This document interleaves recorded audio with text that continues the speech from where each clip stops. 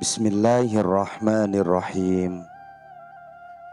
Alhamdulillahi rabbil alamin. Assalatu wassalamu alaika ya sayyidi ya Rasulullah. Khudh biyadi qallat hilati adrikni.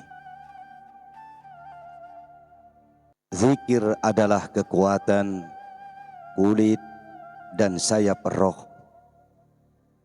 Jika tujuanmu telah tercapai, itulah cahaya di atas cahaya. Kau tersinari dan dengan sendirinya terlepas dari segala ikatan dunia ini. Lihatlah burung yang ingin terbang menuju langit. Meski tak mungkin mencapai langit, namun ia terus terbang dan terbang semakin jauh dari bumi, semakin tinggi melebihi burung-burung lainnya. Atau sebuah kotak kecil berisi parfum dengan lubang yang sempit, kau masukkan tangan ke dalamnya, meski kau tidak dapat mengeluarkan parfum itu, namun tanganmu menjadi wangi dan kau merasakan bau harum. Begitulah keadaan dia yang mengingat Tuhan. Meski dia tidak dapat menjangkau zatnya, kau dapat merasakan betapa pengaruhnya begitu besar bagimu. Kau akan menemukan keajaiban dalam berdoa kepada Allah.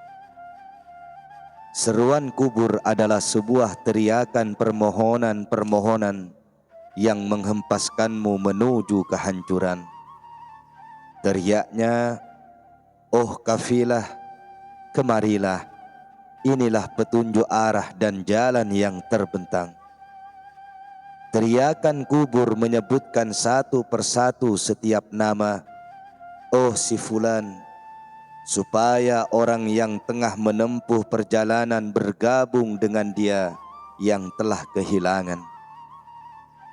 Di depan mata dia melihat serigala-serigala dan singa-singa. Kehidupannya telah terbuang, jalan terhalang, hari telah pergi.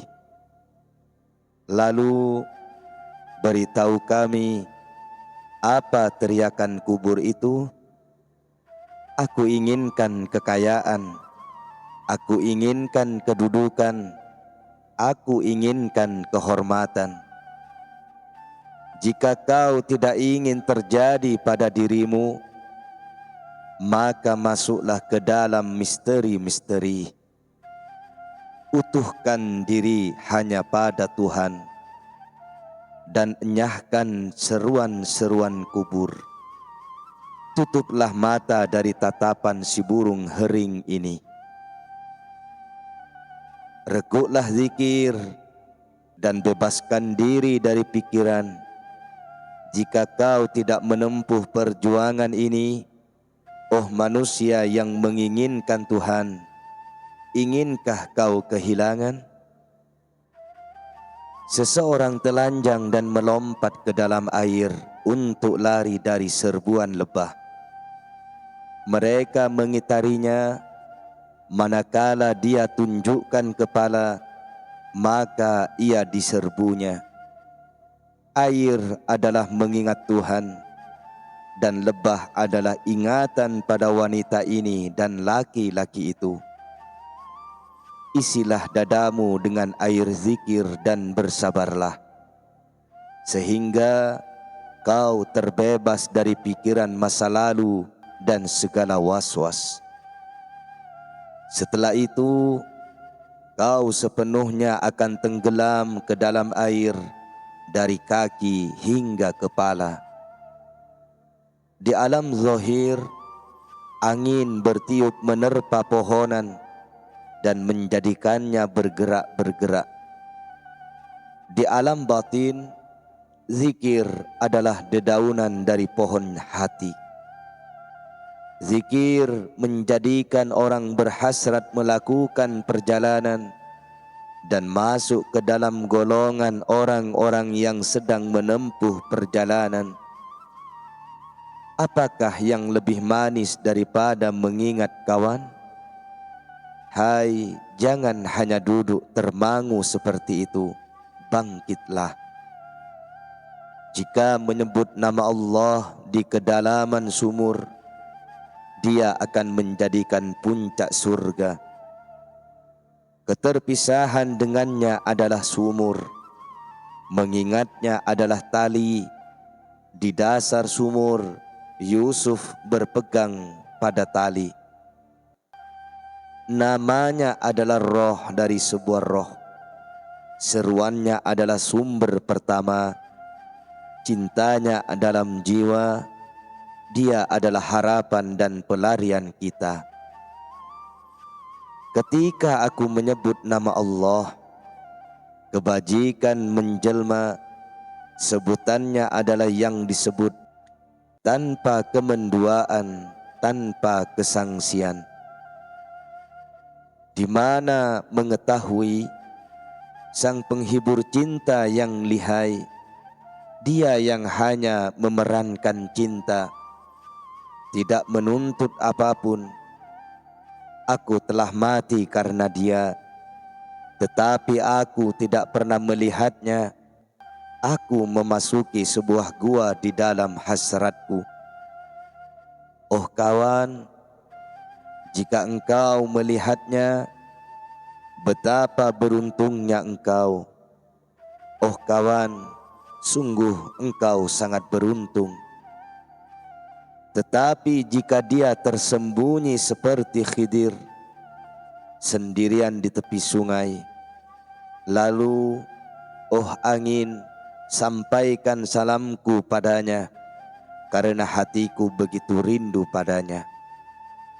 Aku tahu bahwa menggelorakan salam merenggut para pecinta dari yang tercinta. Cinta menjadikan roda langit berputar, bukan air. Cinta menjadikan bulan bergerak, bukan kaki. Dalam zikir, roda roh mulai berputar melalui air mata yang mengalir. Zikir adalah simpul kesatuan dengan yang tercinta diam. Karena kegilaan mulai bercampur. Salah satu dimensi praktik sufi yang tidak kurang terkenalnya adalah meditasi, yang lebih mendahului atau beriringan dengan zikir. Teks-teks sufi tertentu hanya sedikit memberi petunjuk berkaitan dengan fikir ini.